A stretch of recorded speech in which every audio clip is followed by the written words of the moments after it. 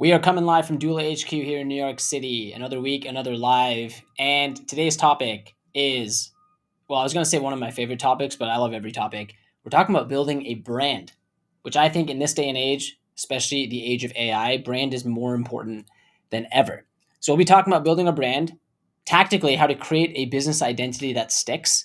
And I'm going to go through how I think about what brand is and also walk through the key elements of building a memorable brand. So I'll go through a couple bullet points I have in terms of how I think about building a brand from scratch. I also love the live chat. So there we go. We already got the live chat coming in. If you have any questions, we always cover those to start. Questions that came in from the previous week. And first comment here from Arjun from South Africa. We'll be subscribing to Doola early next year. Let's Doola it. Love it. Yeah, Rajan, and for anyone else listening, right here, if anyone has a question about entity formation, bookkeeping, taxes, and we cover a lot of these topics on these webinars, questions come in, you can schedule a free demo with the Doola team. So feel free to schedule a demo. Let's Doola it, Rajan. From South Africa, that's incredible. Love it. Entrepreneurship is everywhere. Talent is everywhere. Opportunity is up. We have another comment here from Tobias. Love when people are on time. Okay, we are starting at a little over 11:30, but I'll explain why we do this. We historically started on the dot, but that would mean the countdown started a bit earlier, and we set the stream to go live at 11:30 Eastern. So what we started doing is having the countdown start at that, so people are ready and there's a countdown. It builds a little bit of suspense. Maybe the feedback here, Tobias, which I appreciate, is we should start at 11:25 a.m. with a countdown. So it starts at 11:30 on the dot. It's actually not a bad idea. Thank you for the feedback, or as I like to say, feed forward, because you can apply it going forward. Okay, so as we go, if there are any questions from folks, please drop them into the chat. We'll pull them on the screen. We'll cover them live. Let's jump in, though. Very first thing that I want to talk about today, and again, please drop into the chat if there are questions. Let's go through the key elements of a memorable brand. So the very first thing is, I think the most important exercise before you get into what's my brand's color palette, or I don't know, should we do a partnership with this brand because they're aligned with our brand? You need to define your company's or your brand's mission and values. And here's the way I think about it. Mission is your purpose. It's your why you exist. And I'll try to use Doola as an example here. Doola exists to democratize access to American entrepreneurship. The entire business is based on the premise that talent is everywhere, but opportunity is not. And an LLC, a US business, is a vehicle to doing that. That's not the ultimate job to be done. The ultimate goal is you want financial freedom, or you want to build a business or have an impact or make money. And the LLC gets you the EIN, which gets you the bank account, which gets you revenue ready, which gets you to the payment processors, which is where you can then get paid. That's what a business is. And then behind that, you have to wrap it with bookkeeping and taxes to make sure your business stays compliant. So our purpose isn't bookkeeping or tax. Our purpose is democratizing access to that, because talent truly is everywhere, but the know-how and information shouldn't stop you from forming. Now, the values, those are your internal company's guiding principles. A doula, that means being a doer, being detailed, and being doula obsessed. You need to have your core values. That's that North Star internally. So with that, knowing that will actually really help you understand the ethos of the brand. Everything from the aesthetic to the way your brand talks verbally. So from there, you can, I think, then move into the second step, which I would say is around visual identity, logos, colors, typography. And I think the important thing here is being consistent.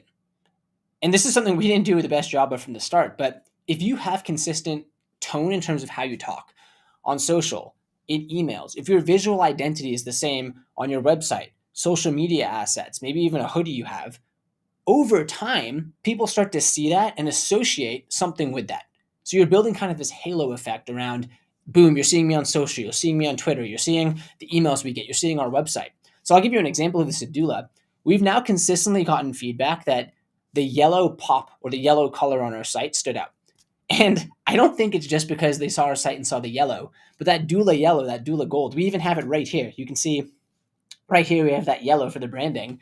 This person probably saw the Doola logo on an ad maybe, or they were reading a blog post, or they saw a Twitter post with the icon, and they just see that yellow, and that visual identity now pops. So be consistent with the visual identity. Choose a simple and strong logo. You can see our logo. Actually, you can't see it right here if you head to our website. It's the / icon. The reason for that, the story behind that is when you type in a website, you get the //. So the goal is it's a digital online business. Okay, number 3. I started to talk about this, but The visual identity is one piece. The next important piece is consistent brand voice and messaging. So I used to think brand is just the visual, the aesthetic, the veneer. Brand is the way you talk to customers too. It could be as simple as, do you talk in all lowercase or do you do camel case text? Is it punchy? Is it verbose? What's the style? Like there's many different writers too. Different writers have different styles. I think it's the same thing when your brand is talking. So how you speak to customers should match the brand's tone. Friendly, authoritative, playful, bold, harsh, like whatever it is, you need to pick some term there. Here's the tip I would say. LLMs are really powerful for this. So you can actually put in or just talk, hey, here are our values. This is what I'm going for in the brand. Maybe even type out some sample copy that you, as the team or founder, likes. Put it in and say, hey, can you define our brand guidelines for written copy? Then here's the cool thing. Not only can you define that, but then you can share that with the rest of the team. They can then put that into a shared project or a Gemini gem. And then anyone else can query off of that, meaning, hey, here's what I want to talk in an email. Here are our brand guidelines. Can you please make sure it fits? So it's really scalable once you do that, but you have to document it. Number 4, building emotional connections. Now, I also want to check the chat. Oh man, we got a lot. We got a lot in the chat here.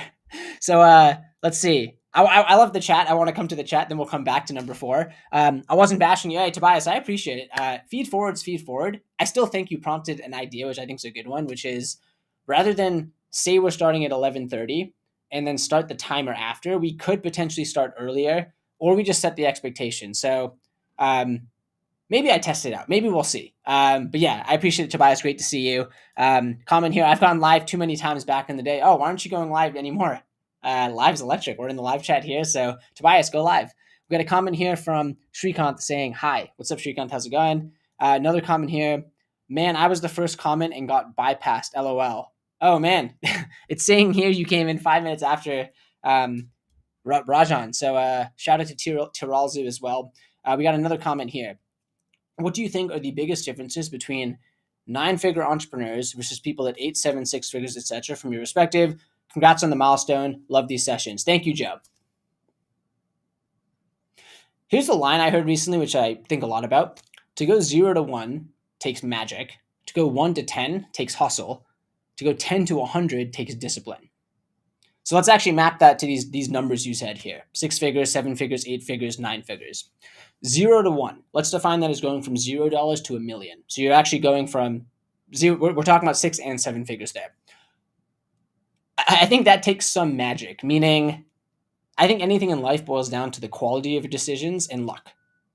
And it's those two things. And then the most successful people in companies, everyone gets luck, but the most successful companies and people get a higher return on luck.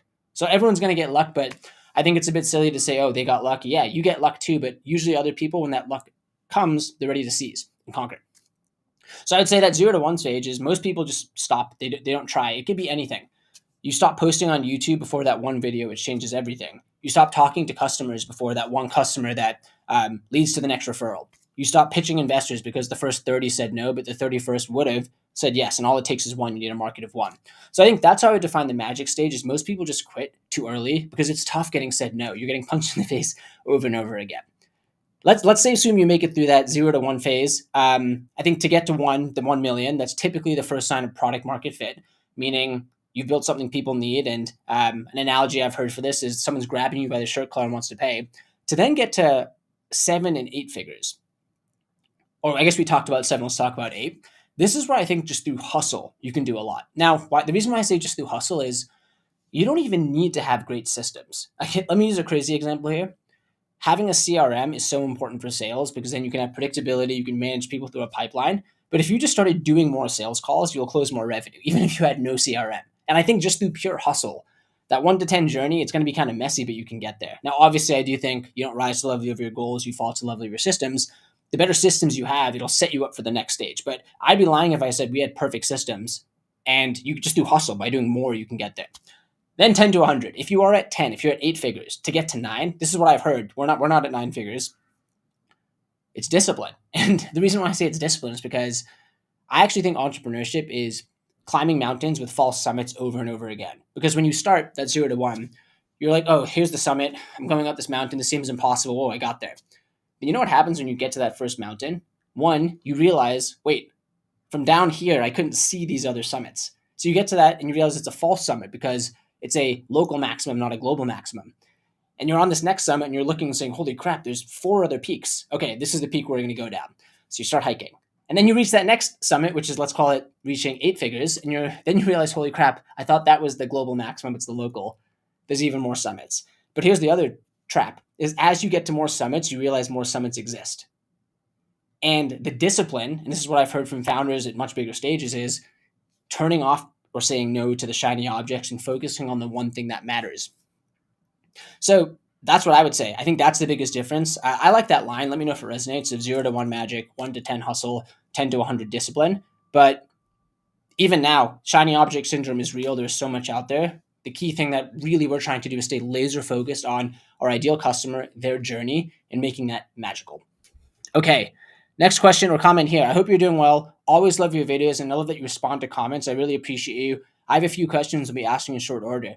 Thank you. I love the questions. To me, the funnest part of doula is getting to, I say this, we get to live in the future because founders come to us. They say, I'm building this.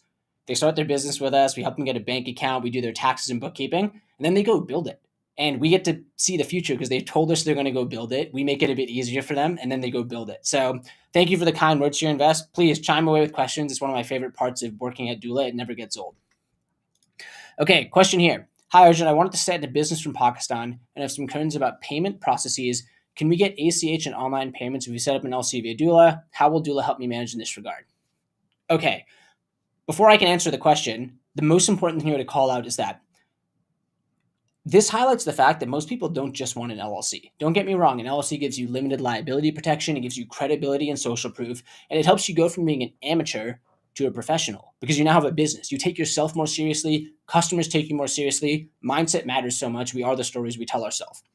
However, the LLC is the job to be done to get to a bank account because you need the LLC to get your EIN, your employee identification number, which is kind of like your social security number for your business, which then gets you the business bank account, which can then open up payment processing, whether it's PayPal, Stripe, Shopify payments, etc.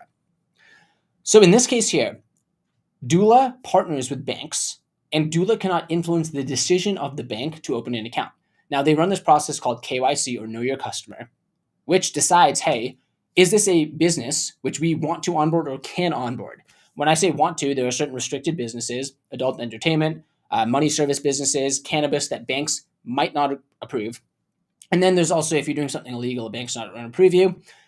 So the catch here is that certain countries, banks have restrictions on opening bank accounts for founders living in those countries. Now, again, this isn't set by doula. Sometimes it's not even set by the bank. It could be a federal sanction. So in this case here, I do know that for founders in Pakistan, many of the traditional neobanks can't serve founders based in Pakistan. However, what I would say in your specific situation is there are tools like Payoneer, which will allow you to set up an ACH account.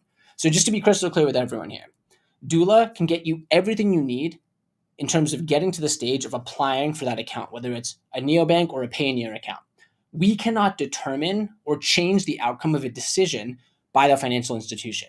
And I know it's frustrating because you did all this work to get to that point, but here's the way I would put it. If you have a compliant business, you're not on the restricted business list, and you have all your documents, the financial institution doesn't want to say no. They want your business. They're a business they want to grow. So you might be saying, hey, can doula guarantee we can do it? No, we can't. We don't want to mislead you there too. But as long as you check all these boxes, the bank still has to run KYC. There's no reason to believe they wouldn't accept you. So I hope that you don't think that's a non-answer, but that's truthfully the way I view it, is that we cannot change the bank's decision or influence it, but we can get you very close or having everything on a platter to apply, and that's our goal. And by the way, for anyone else who has questions about this, you can schedule a demo. We can walk through this full end-to-end process. It's confusing. I gave a little crash course there. We have tons of content and guides on it too. You can check out the Doula HQ channel as well. Okay. What's up? Taralzu back with a question. I'm creating an AI in a box platform. I love that. We're an AI business in a box too. I love AI business in a boxes where we integrate AI co-pilots, coaches, AI implementation specialists, upskilling in one platform. Would partnership with things like Doula be good for brand building? Okay, back to branding. Thank you. You know what? Let's actually come back to branding really quickly. I actually think of branding as it's a bundle or association of things. So when you think of Nike, what do you think of? You think of Michael Jordan dunking from the free throw line. You think of other athletes. You think of Every person who has a body is an athlete. You think of their black and white, you think of the swoosh. All of that is an association of these things that they've put out over time. So I do think partnerships for a business is a great way to build a brand, because you can then, with someone else, associate these two things together. So then when someone thinks of your brand, they're like, oh yeah, they partner with that company too. And you kind of get this brand lift or halo effect. So I think it's a fantastic idea via partnerships, but I would say you cannot defer all of your brand building just to partnerships. The final 2 points I'll run through when it comes to brand are, we talked about how to have consistent brand voice and messaging. You have to build emotional connections too. The best brands, they create an emotional reaction, whether it's Nike or Harley Davidson or Apple. You have some emotional reaction there. And then last thing is the authenticity and transparency. I do think that the best brands, they lean into what they do and they do it. And yes, it might agitate some people, but they are consistent with that. What I would say in terms of authenticity, I think we all love brands that have stories.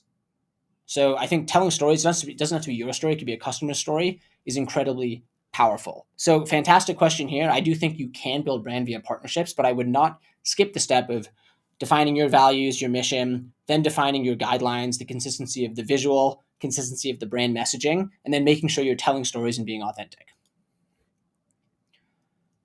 Okay, we got a hi from Mesbah. Hi, what's up, Mesbah? We got a question here. Use this prompt in your ChatGPT custom instructions.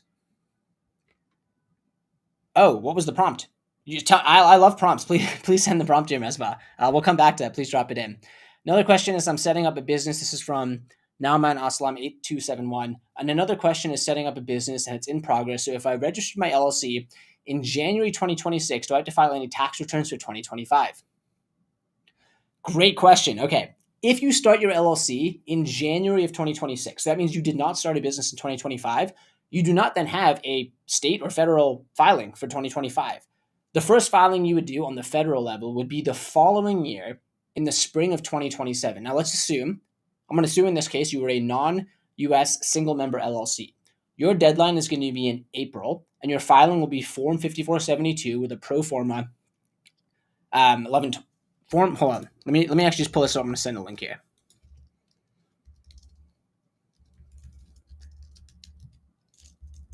Okay, so specifically, for a non-US single member LLC, you're going to have to do a pro forma or a Form 5472 and the pro forma Form 1120. Now, what I just pulled up here is I'm going to share in the chat the IRS official documentation.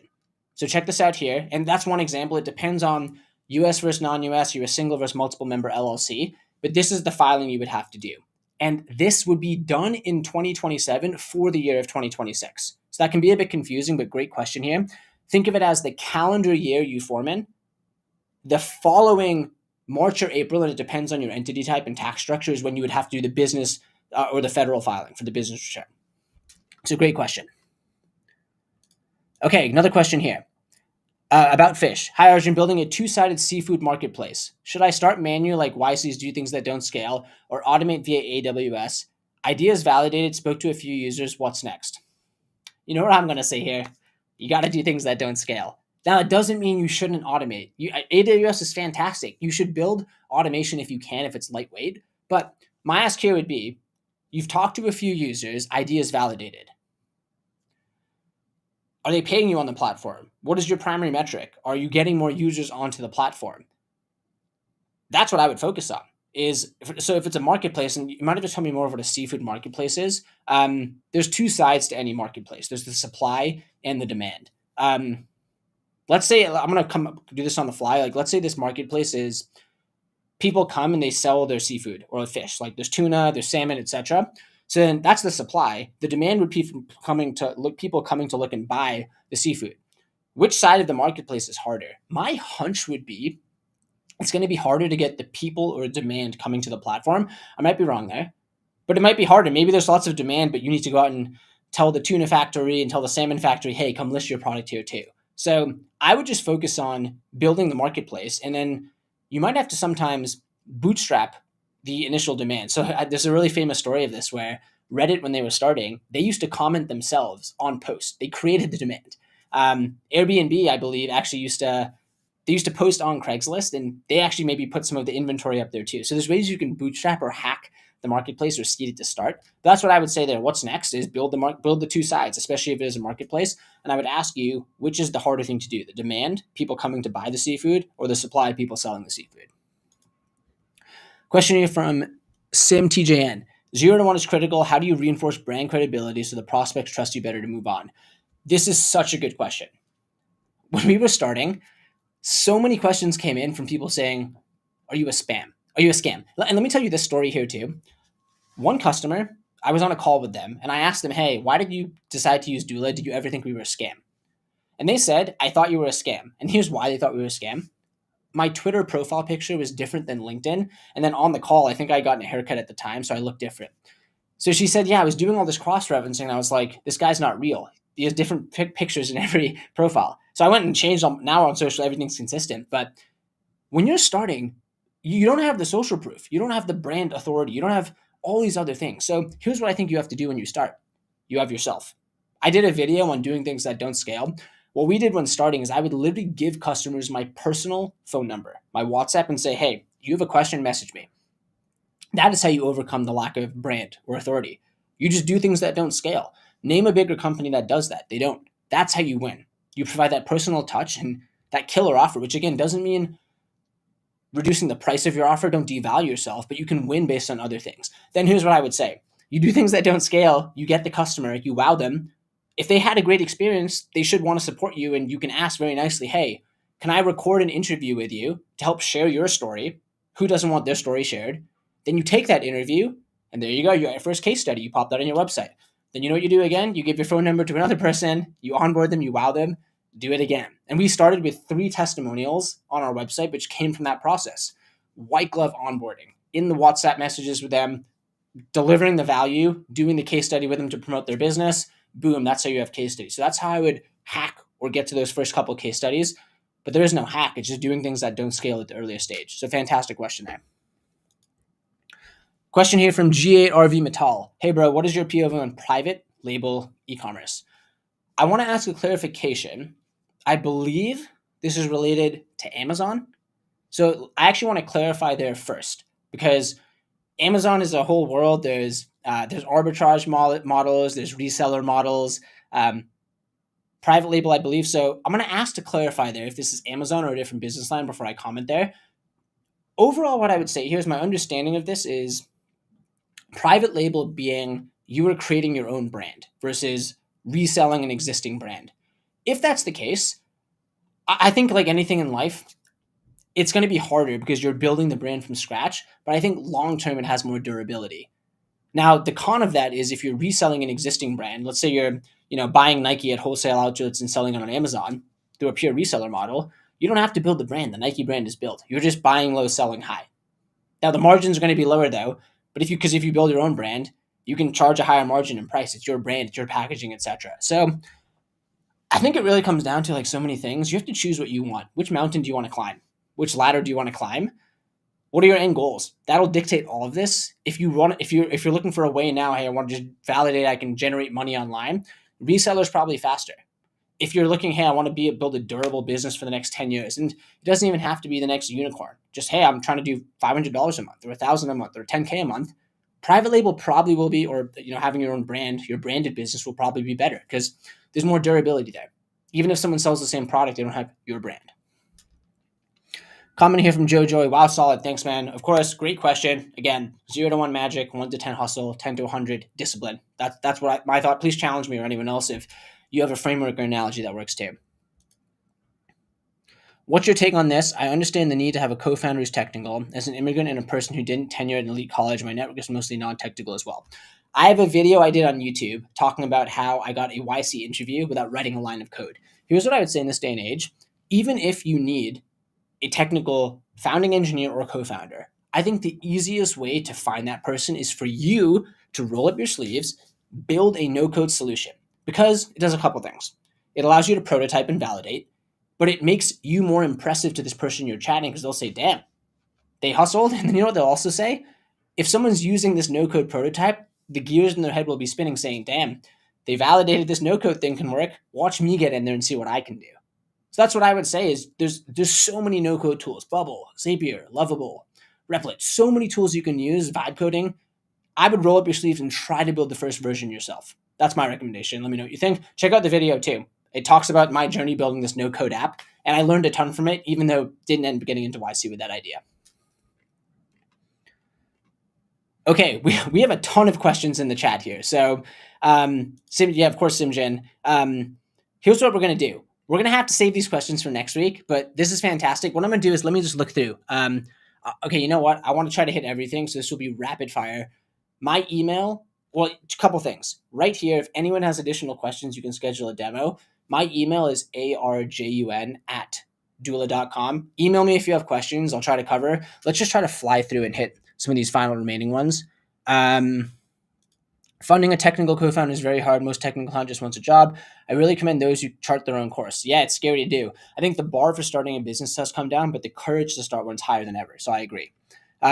Indian tax resident, great. So I think this was the question around if you start in 2026 as an Indian tax resident. If you start the business in 2026, taxes would be due for that year, next Q1 or April, depending on the date, or it'd be March or April of 2027. Love what you're doing. Your business helps companies go live, and you're making content or launching and scaling businesses. Thank you for the kind words there. Indian tax resident, US and EU clients, currently using Estonian company. Not very sure about Mercury Bank for my transactions, looking for a disregarded entity. Fantastic questions. We've helped tons of founders from India in a very similar situation, so I'd recommend schedule a consult here. We're happy to help. Rajan here from South Africa. Have a Wise account for my US clients. Documents to open account was a lot. Wise works too. Another great solution. Thanks for flagging. If a beta user told me stuff to improve in the product, how do I separate good feedback from bad? Which feedback should I actually go ahead and iterate on, which not? Really good. You know what I'd say? Okay, user owns the problem, you own the solution. So you ultimately have to decide, is it good feedback or not? But here's what I would say. If you just talk to one user, talk to 10. How many times do you hear the same feedback come up? That's how I would separate good from bad. Are you hearing the same thing from unaffiliated people using the product or tool? If that's the case, you still have to come up with a solution. They have the problem. I'll use an example here. Let's say someone's saying, hey, I can't stop eating cookies. That's their problem. One solution could be, okay, you can't stop eating cookies. Let's replace the cookies for ice cream. You stopped eating cookies. But I think the true problem, and this is where your job as the founder is, they don't want to eat cookies. It's ruining their diets. You know what we do? We get rid of the cookies from the house, or we replace the cookies with celery or an apple. Maybe not celery, but that's what I would say is they have the problem. It's on you to come up with the solution. Amazing. Thank you. I'm kudos to myself. I posted this. We didn't have a demo or working demo. Now I create a working product all by myself, even though I'm not technical. I'll be applying to YC again. This is amazing right here. Roll up your sleeves, build a no-code solution. Thank you very much for the response. I didn't think of it that way. Is there any way to connect with you for more insights? I have a ton more questions I would love to learn. Yeah, my email is arjun@doola.com. Shoot me an email. Comment on anything too. Really great question. Does Doola also provide tax advisory for non-US LLC disregard? I'm currently running 2. Yes, we do. We support founders globally. Schedule that demo or just head to us online. We're happy to support that. Does Doola handle tax returns for businesses/startups as well? Yes, we do. We handle business filings and bookkeeping. Business in a box, that's the goal. If you have any other questions, schedule right there. Does Doola also provide tax advisory for non-US? Whoop, I just did that. Thank you for your take. Absolutely fantastic question. And then the last one here. Thanks for answering my many questions, but many of the businesses setting for pockets in the US, I hope you guys should have some solution for me as I wanted to go with Doola for my LLC and EIN. Great question. What I would recommend here is check out Payoneer. That's my recommendation. And you can email me or let me know if that did work or didn't work. We're also trying to set up something more integrated with Payoneer. I'll just leave it there. So with that, thank you all. Fantastic questions. We'll see everyone next Wednesday. Have a fantastic week, and let's do it.